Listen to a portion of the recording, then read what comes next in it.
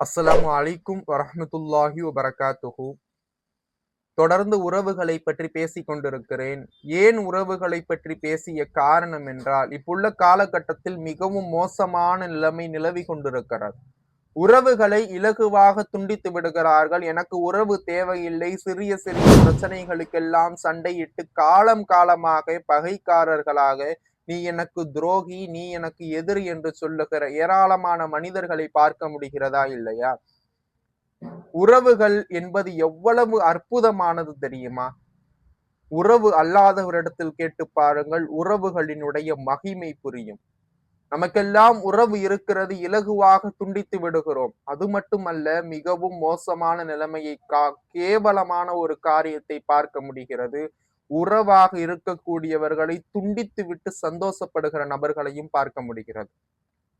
கணவன் மனைவியை பிரித்து விட்டு சந்தோஷப்படுகிற நபர்கள், தாய் மகனை பிரித்து விட்டு சந்தோஷப்படுகிற நபர்களை, ஏராளமான மனிதர்களை நம்மால் பார்க்க முடிகிறது. இது எல்லாம் கேவலமான விஷயம் அல்லவா? இறைவனினுடைய பயம் இல்லையா? எதற்காக இறைவன் அனுப்பப்பட்டிருக்கிறார்? இறைவனை வணங்குவதற்காக மட்டும்தானே. உறவுகளோடு இணைந்து வாழுமாறு இறைவன் கட்டளையிட்டு இருக்கிறானா இல்லையா? ஏன் உறவுகளை துண்டித்து பிரித்து விட்டு கொண்டிருக்கிறோம்?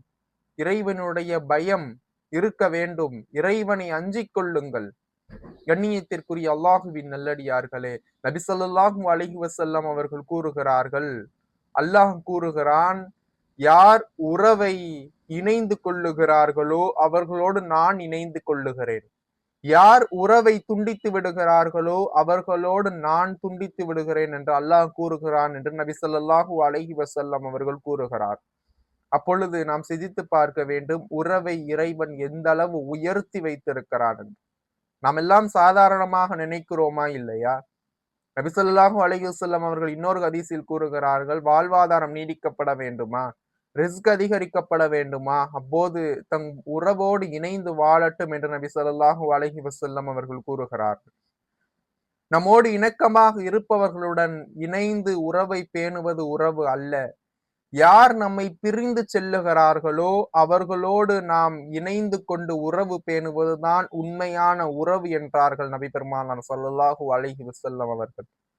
உறவை பேணும் விஷயங்களிலே நாம் சாதாரணமாக நினைத்து விட வேண்டாம்.